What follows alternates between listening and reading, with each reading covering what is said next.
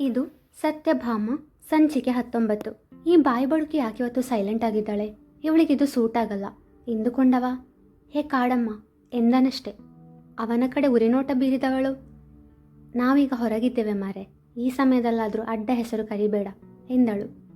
ಕರೆದ್ರೆ ಏನು ಮಾಡ್ತೀಯಾ? ನಾನು ಸಹ ಮಂಗಣ್ಣ ಮಂಗಣ್ಣ ಅಂತ ಬೊಬ್ಬೆ ಆಗ್ತೇನೆ. ಏನಂದೆ? ಎಂತ ಇಲ್ಲ, ನಿನ್ನ ತಲೆ. ನಂಗೆ ಹಸಿವಾಗ್ತಾ ಉಂಟು, ಊಟ ಬೇಕು ಎಂದಳು ಸಂಕೋಚ ಬಿಟ್ಟು. ಹಸಿವು ತಡೆಯಲು ಅವಳಿಂದಾಗದು. ಅವಳ ಬಾಡಿದ ಮುಖ ನೋಡಿದವನಿಗೆ ಊಟದ ವಿಷಯದಲ್ಲಿ ಅವಳನ್ನು ಕಾಡಿಸುವುದು ಬೇಡವೆಂದೆನಿಸಿ, ಸರಿ ನಿನಗೇನು ಬೇಕು ಎಂದ. ಎಂತ ಮಾರೆ ನೀನು? ನಾನಿನ ಹೆಂಡತಿ ಆಗೋಳಲ್ಲ, ನನಗೆ ಎಂತ ಇಷ್ಟ ಅಂತ ನಿಂಗೆ ಇನ್ನೂ ಸಹ ಗೊತ್ತಿಲ್ಲ ಶೇ ಎಂದಳು ತನ್ನ ಕೆನ್ನೆಯ ಮೇಲೆ ಕೈಯಿಟ್ಟು. ಓಹೋ ಹಾಗೆ. ಹಾಗಾದರೆ ಮೈ ಡಿಯರ್ ಫ್ಯೂಚರ್ ವೈಫಿ, ನನ್ನ ಫುಡ್ ನೀನೇ ಆರ್ಡರ್ ಮಾಡು ನೋಡೋಣ. ಒಂದು ವೇಳೆ ನೀನು ಆರ್ಡರ್ ಮಾಡೋ ಫುಡ್ ನನಗೆ ಇಷ್ಟ ಇಲ್ಲದು ಏನಾದರೂ ಆಗಿರಬೇಕು, ಆಮೇಲಿದ್ದೆ ನಿನಗೆ. ಹೌದಾ?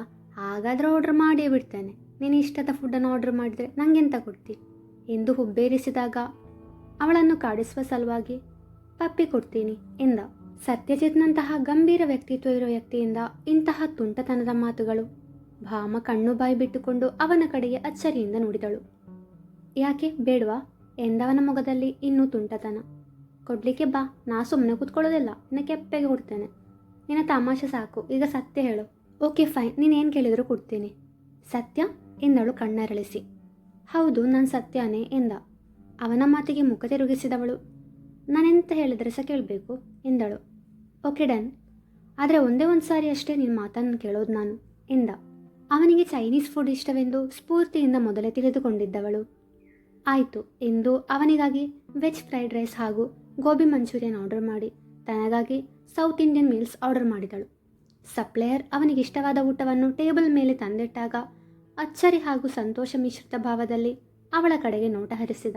ಮುದ್ದಾಗಿ ನಕ್ಕವಳು. ನಿನ್ನ ಫೇವರೆಟ್ ಫುಡ್ ಆರ್ಡರ್ ಮಾಡಿದ್ದೆ, ಈಗ ಊಟ ಮಾಡು. ಮತ್ತು ನನಗೆ ಪೂರಿ ಬೇಡ, ಅನ್ನ ಪದಾರ್ಥ ಮಾತ್ರ ಸಾಕು ಎಂದವಳು ಪೂರಿಯನ್ನು ಅವನ ತಟ್ಟೆಗೆ ಹಾಕಿ. ಎಂತ ಗೊತ್ತುಂಟಾ, ನನಗೆ ಇಷ್ಟು ಅನ್ನ ಜಾಸ್ತಿ ಆಯಿತಾ? ಇಲ್ಲಿ ಅರ್ಧ ಊಟ ಸಿಗುವುದಿಲ್ಲ, ಅದಕ್ಕೆ ಫುಲ್ ತಗೊಂಡೆ. ನಾನೆಂತ ಹೇಳಿದರೆ ಕೇಳ್ತಿ ಅಂತ ಹೇಳಿದ್ದೀನಿ ನೀನು, ಇದರಿಂದ ಸ್ವಲ್ಪ ಅನ್ನ ತಗೋ ಎಂದಳು. ನಂಗೆ ಬೇಡ ಪ್ಲೀಸ್ ಮಾರೆ. ಎಂತ? ನಾನೆಂತ ಹೇಳಿದರೆ ಸಹ ನೀ ಕೇಳ್ತಿ ಅಂತೇಳಿ ಹೀಗೆ ಮಾಡೋದು ಸರಿಯಲ್ಲನ. ನಾನು ಅಣ್ಣನೊಟ್ಟಿಗೆ ಶೇರ್ ಮಾಡ್ತಿದ್ದೆ, ಆದರೆ ಈಗ ನಾನು ಹೋದರೆ ಅವರಿಗೆ ಡಿಸ್ಟರ್ಬ್ ಆಗ್ತದೆ ಅಲ್ಲ, ಅದಕ್ಕೆ ಹೋಗಲಿಲ್ಲ. ಆದರೆ ಈ ಫ್ರೈಡ್ ರೈಸ್ ತಿಂದ ಮೇಲೆ ಹೊಟ್ಟೆ ಫುಲ್ಲಾಗಿಬಿಡುತ್ತೆ, ಆಮೇಲೆ ನನ್ನಿಂದ ಏನೂ ತಿನ್ನೋಕ್ಕಾಗಲ್ಲ. ಎಂತ ಮಾರೆ, ನಿನ್ನ ಕೆಪಾಸಿಟಿ ಅಷ್ಟೇವಾ? ನನಗೂ ಊಟ ಬಿಸಾಡೋದು ಇಷ್ಟ ಇಲ್ಲ ಎಂದವಳು ಅವನ ಅನುಮತಿ ಕೇಳದೆ ಸ್ವಲ್ಪ ಅನ್ನವನ್ನು ಅವನ ತಟ್ಟೆಗೆ ಹಾಕಿ ತಾನು ಒಂದೊಂದೇ ಪದಾರ್ಥದ ರುಚಿ ನೋಡಿ ಬಾಯಿ ಚಪ್ಪರಿಸಿಕೊಂಡು ಊಟ ಮಾಡಿದಳು. ಅವಳು ಹೇಳಿದನ್ನು ಕೇಳುವೆ ಎಂದು ಮಾತು ಕೊಟ್ಟಿದ್ದರಿಂದ ಅವನಿಗೆ ಇಷ್ಟವಾದ ಊಟದ ಜೊತೆಗೆ ಭಾಮ ತನ್ನ ತಟ್ಟೆಗೆ ಹಾಕಿದ ಊಟವನ್ನು ತಿಂದು ಮುಗಿಸಿದ. ಆದರೆ ನಿಜವಾಗಲೂ ಅವನಿಗೆ ಹೊಟ್ಟೆ ಭಾರವಾಯಿತು. ಎಂದೂ ಹೆಚ್ಚು ಊಟ ಮಾಡಿದವನಲ್ಲ.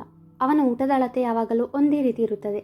ಆದರೆ ಇಂದು ಹೆಚ್ಚು ತಿಂದಿದ್ದರ ಪರಿಣಾಮ ಅವನಿಗೆ ಆರಾಮವಾಗಿ ಕುಳಿತುಕೊಳ್ಳಲು ಸಹ ಆಗಲಿಲ್ಲ. ನಿದ್ದೆ ಬಂದು ಕಣ್ಣು ಎಳೆಯುತ್ತಿತ್ತು. ಸ್ಫೂರ್ತಿಯ ಬಳಿ ಬಂದವ ತಾನು ಇಂದು ಹೆಚ್ಚು ಊಟ ಮಾಡಿದರ ಪರಿಣಾಮ ನಿದ್ದೆ ಬರುತ್ತಿದೆ ಎಂದು ಹೇಳಿದ. ಭವಿಷ್ಗೆ ವಿಮಾನ ನಿಲ್ದಾಣಕ್ಕೆ ತೆರಳಬೇಕಿತ್ತು. ಸತ್ಯ, ನಾನು ಸಂಡೆ ಅಪ್ಪ ಅಮ್ಮನ ಜೊತೆ ನಿಮ್ಮ ಮನೆಗೆ ಬರ್ತೀನಿ, ನಾನೀಗ ಏರ್ಪೋರ್ಟಿಗೆ ಹೋಗಬೇಕು ಎಂದವ ಸ್ಫೂರ್ತಿ ಹಾಗೂ ಭಾಮಾಳಿಗೆ ತಿಳಿಸಿ ತಾನು ಬಂದಿದ್ದ ಟ್ಯಾಕ್ಸಿಯಲ್ಲಿ ವಿಮಾನ ನಿಲ್ದಾಣದ ದಾರಿ ಹಿಡಿದ. ಸತ್ಯಜಿತ್ ಭಾಮಾಳನ್ನು ಆಫೀಸಿಗೆ ಬಿಟ್ಟು ಸ್ಫೂರ್ತಿಯ ಜೊತೆ ತನ್ನ ಮನೆಗೆ ತಲುಪಿದ. ನೇರ ತನ್ನ ಕೋಣೆಗೆ ಹೋದವನು ಬಟ್ಟೆ ಬದಲಾಯಿಸಿ ಮಲಗಿದ. ಅಮ್ಮು, ಸತ್ಯಂಗೇನಾಗಿದೆ? ಆಫೀಸಿಂದ ಬೇಗ ಬಂದ, ಹುಷಾರಿಲ್ವಾ? ನೀನು ಕೂಡ ಬೇಗ ಬಂದಿದ್ಯಾ ದೇವಿಕಾರವರು ಕೇಳಿದಾಗ, ಅಮ್ಮ ಅದು ಇವತ್ತು ಭವಿಷ್ ಬಂದಿದ್ರು ಎಂದಳು ಖುಷಿಯಲ್ಲಿ. ಹೌದಾ, ಮತ್ತು ಮನೆಗೆ ಯಾಕೆ ಬರಲಿಲ್ಲ? ಅದು ಅವರು ಮಂಗಳೂರಿಗೆ ಹೋಗದೆ ನೇರ ನನ್ನ ನೋಡೋಕೆ ಅಂತ ಬಂದಿದ್ರು. ನಾವಿಬ್ಬರು ಲಂಚ್ಗೆ ಹೊರಗಡೆ ಹೋಗಿದ್ವಿ. ಹಾಗೆ ಅಣ್ಣ ಹಾಗೂ ಬಾಮಳನ್ನು ಕೂಡ ಅಲ್ಲಿಗೆ ಬರೋದಿಕ್ಕೆ ಹೇಳಿದ್ವಿ. ಅಣ್ಣನಿಗೆ ಊಟ ಜಾಸ್ತಿಯಾಗಿ ಹೊಟ್ಟೆ ಭಾರ ಆಗ್ತಿದೆ ಅಂದ. ಭವಿಷ್ಗೆ ಸಂಜೆ ಮಂಗಳೂರಿಗೆ ಫ್ಲೈಟ್ ಇತ್ತು. ಅವರು ಏರ್ಪೋರ್ಟಿಗೆ ಹೋದರು. ನಾವು ಭಾಮಾಳನ್ನು ಆಫೀಸಿಗೆ ಬಿಟ್ಟು ಮನೆಗೆ ಬಂದ್ವಿ ಎಂದು ನಡೆದ ವಿಷಯವನ್ನು ವಿವರಿಸಿದಳು. ಅಮ್ಮ, ಅವರು ಅತ್ತೆ ಮಾವನ ಜೊತೆ ಸಂಡೆ ಮನೆಗೆ ಬರ್ತಾರಂತ ಹೇಳಿದರು ಎಂದಾಗ, ನಮಗೂ ಭವಿಷ್ಯನ ನೋಡಬೇಕು ಎಂದರು ಖುಷಿಯಿಂದ. ಅವನನ್ನು ನೇರವಾಗಿ ಇದುವರೆಗೂ ಭೇಟಿಯಾಗಿರಲಿಲ್ವಲ್ಲ, ಅದಕ್ಕಾಗಿಯೇ ಭಾವಿ ಅಳಿಯನನ್ನು ಕಾಣುವ ತವಕ ಅವರಿಗೆ. ಸತ್ಯಜಿತ್ ಆಫೀಸಿಗೆ ಬರದಿರಲು ಕಾರಣ ತಾನು ಎಂದು ಭಾಮಾಳಿಗೆ ಬೇಸರವಾಗಿತ್ತು. ತನ್ನ ಕೆಲಸವೆಂದರೆ ಅದೆಷ್ಟು ಶ್ರದ್ಧೆ ಪ್ರೀತಿ ಅವನಿಗೆ ಒತ್ತಾಯ ಮಾಡಿ ತನ್ನ ಊಟದ ಅರ್ಧ ಭಾಗವನ್ನು ನೀಡಿದ್ದು ತನ್ನ ತಪ್ಪು ಎಂದುಕೊಂಡವಳ ಮನದಲ್ಲಿ ಅವನೀಗ ಹೇಗಿದ್ದಾನೋ ಏನೋ ಎಂಬ ಕಳವಳ. ಎಲ್ಲರೂ ತಮಗೆ ಇಷ್ಟವಾದ ಪದಾರ್ಥ ಅಥವಾ ತಿಂಡಿ ಮಾಡಿದ ದಿನ ತುಸು ಹೆಚ್ಚೆ ತಿನ್ನುತ್ತಾರೆ. ಆದರೆ ಸತ್ಯಜಿತ್ ಊಟದ ವಿಷಯದಲ್ಲಿ ಅವನು ಯಾವಾಗಲೂ ಒಂದೇ ರೀತಿ, ಯಾವತ್ತೂ ಹೆಚ್ಚು ತಿಂದವನಲ್ಲ. ಈ ವಿಷಯ ಸ್ಫೂರ್ತಿ ಹೇಳಿದಾಗಲೇ ಅವಳಿಗೆ ಅರಿವಾಗಿತ್ತು. ಆಫೀಸಿನ ಸ್ಟಾಫ್ ಎಲ್ಲರೂ ತಮ್ಮ ಕೆಲಸ ಮುಗಿಸಿ ಹೊರಟರು. ಏನೋ ಯೋಚನೆಯಲ್ಲಿ ಕಳೆದು ಹೋಗಿರುವ ಭಾಮಾಳನ್ನು ಕಂಡು ಅವಳತ್ತ ಬಂದರು ಮಿಥುನ್ ಹಾಗೂ ಆಶಾ. ಭಾಮ, ಎಂತಾಯಿತು ಮಾರೈತಿ ಎಂದ ಮಿಥುನ್ಗೆ ರೆಸ್ಟೋರೆಂಟ್ನಲ್ಲಿ ನಡೆದ ವಿಷಯವನ್ನು ವಿವರಿಸಿದಳು. ಅವರೆಂತಕ್ಕೆ ನಿನ್ನಲ್ಲಿ ಕರ್ಕೊಂಡೋಗಿದ್ದು? ಆಶಾ ಪ್ರಶ್ನಿಸಿದಾಗ, ನನ್ನ ಅಣ್ಣ ಅತ್ತಿಗೆ ಒಟ್ಟಿಗೆ ಬಂದಿದ್ದ, ಅವನೇ ಹೇಳಿದ್ದಂತೆ ಇವನಿಗೆ ನನ್ನನ್ನು ಕರ್ಕೊಂಡು ಬರಲಿಕ್ಕೆ ಎಂದು ನಿಟ್ಟುಸಿರು ಬಿಟ್ಟಳು. ಈಗ ನೀನು ಬೇಜಾರು ಮಾಡೋದಂತಕ್ಕೆ? ಅದು ಅವನಿಗೆ ಕೆಲಸ ಅಂದರೆ ತುಂಬ ಇಷ್ಟ ಅಲ್ಲ. ನಾನು ಆಫೀಸಿಗೆ ಬಂದ ದಿವಸದಿಂದ ನೋಡ್ತಿದ್ದೇನೆ, ಅವ ಒಂದು ದಿನ ಸಹ ರಜೆ ಆಗಲಿಲ್ಲ. ಇವತ್ತವ ಮಧ್ಯಾಹ್ನದ ನಂತರ ಆಫೀಸಿಗೆ ಬರಲಿಲ್ಲ. ಅದಕ್ಕೆ ಕಾರಣ ನಾನಲ್ಲ, ನನಗೆ ಗಿಲ್ಟ್ ಆಗ್ತಾ ಉಂಟು ಎಂದವಳ ದನಿಯಲ್ಲಿದ್ದ ಬೇಸರವನ್ನು ಗುರುತಿಸಿದ ಆಶಾ, ಇದು ಸಣ್ಣ ಸಂಗತಿ, ಬೇಸರ ಮಾಡಬೇಡ. ಸರ್ಗೆ ಸಾರಿ ಕೇಳು, ನಿನ್ನ ಮನಸ್ಸಿಗೆ ಸಹ ಸಮಾಧಾನ ಆಗ್ತದೆ ಸಲಹೆ ನೀಡಿದಳು. ಥ್ಯಾಂಕ್ಸ್ ಮರೈತಿ ಎಂದು ಚಂದದ ನಗು ಬೀರಿದವಳು ಮತ್ತೆ ಮೊದಲಿನಂತೆ ಆಶಾ ಹಾಗೂ ಮಿಥುನ್ ಜೊತೆಗೆ ಸ್ವಲ್ಪ ಹೊತ್ತು ಹರಟಿ ಸ್ಪಂದನ ಬಂದ ನಂತರ ಅವಳ ಜೊತೆ ಮನೆಗೆ ಹೊರಟಳು. ಫ್ರೆಶ್ ಆಗಿ ಬಂದವಳು ಕೈಯಲ್ಲಿ ಮೊಬೈಲ್ ಹಿಡಿದು ಕುಳಿತಳು. ಸತ್ಯಜಿತ್ ಬಳಿ ಕ್ಷಮೆ ಕೇಳುವ ನಿರ್ಧಾರ ಮಾಡಿದ್ದಳಲ್ವಾ, ಆದರೆ ಅವನ ನಂಬರ್ ತನ್ನ ಬಳಿ ಇಲ್ಲವಲ್ಲ ಎಂದು ಅವಳಿಗೆ ನೆನಪಾಗಿದ್ದೇ ಈಗ. ಅಷ್ಟರಲ್ಲಿ ಅವಳ ಮೊಬೈಲ್ ರಿಂಗಣಿಸಿತು. ಮೊಬೈಲ್ ಪರದೆಯಲ್ಲಿ ಮೂಡಿದ ಅತ್ತಿಗೆ ಎಂಬ ಹೆಸರು ನೋಡಿದ ಅವಳ ಮುಖದಲ್ಲಿ ನಗು ಮೂಡಿತು. ಹಲೋ ಅತ್ತಿಗೆ, ನೀವು ಕರೆದೊಳ್ಳೆದಾಯಿತು ಎಂದಳು. ಏನು ಭಾಮ, ನನ್ನ ಮಿಸ್ ಮಾಡ್ಕೋತಿದ್ಯಾ? ಅದು ಅತ್ತಿಗೆ ಎಂತ ಗೊತ್ತುಂಟಾ, ನಿಮ್ಮ ಅಣ್ಣನ ನಂಬರ್ ಬೇಕಿತ್ತು ಎಂದಳು ಸಂಕೋಚದಿಂದ. ಓ ಅತ್ತಿಗೆನಲ್ಲ, ಅತ್ತಿಗೆ ಅಣ್ಣನನ್ನು ಮಿಸ್ ಮಾಡ್ಕೋತಿದ್ದೆ ಅನ್ನು ಎಂದು ಛೇಡಿಸಿದಳು ಸ್ಫೂರ್ತಿ. ಅದು ಹಾಗೆಂತಿಲ್ಲ ಅತ್ತಿಗೆ, ನನಗೆ ಅವರ ಹತ್ರ ಸಾರಿ ಕೇಳಲಿಕ್ಕಿತ್ತು ಅಷ್ಟೆ ಎಂದಳು. ಸಾರಿ ಯಾಕೆ? ಅದು ನಿಮಗೆ ಸಹ ಗೊತ್ತುಂಟಲ್ಲ, ಅವರು ಕೆಲಸದ ವಿಷಯದಲ್ಲಿ ಎಷ್ಟು ಡೆಡಿಕೇಟೆಡ್ ಮತ್ತು ಹಾರ್ಡ್ ವರ್ಕಿಂಗ್ ಅಂತ. ನನ್ನಿಂದಿವತ್ತು ಅವರ ಕೆಲಸ ಬಾಕಿ ಆಯಿತು ಎಂದಳು ಬೇಸರದಿಂದ. ಹೇ ಭಾಮ, ಯಾಕೆ ಹಾಗೆ ಅನ್ಕೋತಿದ್ಯಾ? ನಿಂದೆಸೆಯಿಂದ ಇವತ್ತಣ್ಣ ಆರಾಮಾಗಿ ಮಲಗಿ ರೆಸ್ಟ್ ಮಾಡಿದ.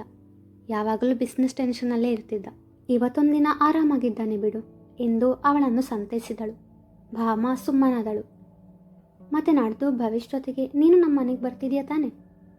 ಇಲ್ಲ, ಮದುವೆಗೆ ಮೊದಲು ಹುಡುಗನ ಮನೆಗೆ ಬರಬಾರ್ದಂತೆ ಅಮ್ಮ ಹೇಳಿದರು. ನೀವು ಸಹ ಮೊನ್ನೆ ಅದಕ್ಕೆ ಅಲ್ಲ ನಮ್ಮ ಮನೆಗೆ ಬರಲಿಲ್ಲ. ಕೆಲವು ರೂಲ್ಸ್ಗಳನ್ನು ಫಾಲೋ ಮಾಡಲೇಬೇಕು ಎಂದು ನಿಟ್ಟುಸಿರು ಬಿಟ್ಟವಳು ಬಾಯ್ ಭಾಮ ಎಂದಳು. ಬಾಯತ್ತಿಗೆ ಎಂದವಳು ಕರೆ ಸ್ಥಗಿತಗೊಳಿಸಿದಳು. 2 ನಿಮಿಷಗಳಲ್ಲಿ ಸ್ಫೂರ್ತಿ ಸತ್ಯಜಿತ್ನ ನಂಬರನ್ನು ಭಾಮಾಳಿಗೆ ಕಳುಹಿಸಿದಳು. ಥ್ಯಾಂಕ್ಸ್ ಅತ್ತಿಗೆ ಎಂದು ಮನದಲ್ಲೇ ನುಡಿದವಳು ಅವನ ನಂಬರ್ ಸೇವ್ ಮಾಡಿ ನಂತರ ಕರೆ ಮಾಡಿದಳು. ಹಲೋ ಎಂದ ಗಡುಸಾಗಿ. ಹಲೋ, ನಾನು ಭಾಮ. ಗೊತ್ತಾಯಿತು, ಯಾಕೆ ಕಾಲ್ ಮಾಡಿದ್ದು ಹೇಳು. ನಿನಗೆ ನಾನೇ ಫೋನ್ ಮಾಡಿದ್ದಂತ ಹೇಗೆ ಗೊತ್ತಾಯಿತು? ನನ್ನ ನಂಬರ್ ನಿನ್ನ ಹತ್ರ ಇತ್ತಾ ಎಂದು ಕುತೂಹಲದಿಂದ ಕೇಳಿದವಳಿಗೆ, ನಿನ್ನ ನಂಬರ್ ನನಗೆ ಯಾಕೆ? ನನ್ನ ಮೊಬೈಲಲ್ಲಿ ಟ್ರೂ ಕಾಲರ್ ಇದೆ, ಯಾರು ಕಾಲ್ ಮಾಡಿದರೂ ಗೊತ್ತಾಗುತ್ತೆ ಎಂದ ಗಂಭೀರವಾಗಿ. ಆಯಿತು ಮಾರೆ, ಅದನ್ನು ಸ್ವಲ್ಪ ಸಾಫ್ಟಾಗಿ ಹೇಳಬಾರ್ದಾನ?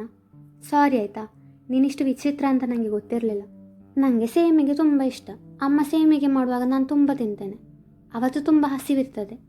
ನಾನು ಮಾತ್ರ ಅಲ್ಲ, ಹೆಚ್ಚಿನವರು ಸಹ ಹಾಗೆಯ. ಅವರಿಗೆ ಇಷ್ಟ ಇರುವ ತಿಂಡಿ ತುಂಬ ತಿಂತಾರೆ, ಆಗ ಡಯಟ್ಸ್ ಇಲ್ಲ ಎಂತ ಸಹ ಇಲ್ಲ. ಆದರೆ ನೀನು ನಮ್ಮ ಹಾಗೆ ಅಲ್ಲಲ್ಲ, ವಿಚಿತ್ರ ಮನುಷ್ಯ ನೀನು. ಯಾವಾಗ ಸಹ ಒಂದೇ ರೀತಿ ಊಟ ಮಾಡೋದು, ಹೆಚ್ಚು ಸಹ ಇಲ್ಲ ಕಡಿಮೆ ಸಹ ಇಲ್ಲ. ಭಯಂಕರ ಮಾರೆ, ನಿನ್ನ ಹಾಗೆ ನೀನೊಬ್ಬನೇ ಇರೋದು ಎಂದು ದೀರ್ಘವಾಗಿ ಹೇಳಿ ಮುಗಿಸಿದಾಗ, ನೀನನ್ನು ಹೊಗಳಿದ್ದೋ ತೆಗಳಿದ್ದೋ ಅದೇನದು ಸೇಮಿಗೆ ಎಂದ. ಎಂತ ಬೇಕಾದರೆ ನೆನೆಸು, ನನಗೆಂತಿಲ್ಲ. ಸೇಮಿಗೆ ಗೊತ್ತಿಲ್ಲ ನನಗೆ, ವೆರ್ಮೆಸೆಲಿಲ್ಲ ಅದೇಯ, ಶ್ಯಾವ್ಗೆ ಎಂಥದೋ ಒಂದು. ಸಾರಿ ಕೇಳಲಿಕ್ಕೆ ಕರೆದದ್ದು, ಫೋನ್ ಇಡ್ತೇನೆ ಆಯಿತಾ, ನಾಳೆ ಕಾಣುವ, ಬಾಯ್. ನೀನೆಂತ ಕೆಪ್ಪನ? ಅವನವಳ ಮಾತುಗಳನ್ನು ಕೇಳಿಸಿಕೊಂಡರೂ ಸುಮ್ಮನಿದ್ದ. ಅವನು ಪ್ರತಿಯಾಗಿ ಏನು ಹೇಳದಿದ್ದಾಗ ಮರು ಮಾತನಾಡದೆ ಕರೆ ತುಂಡರಿಸಿದಳು. ಮುಂದುವರಿಯುವುದು.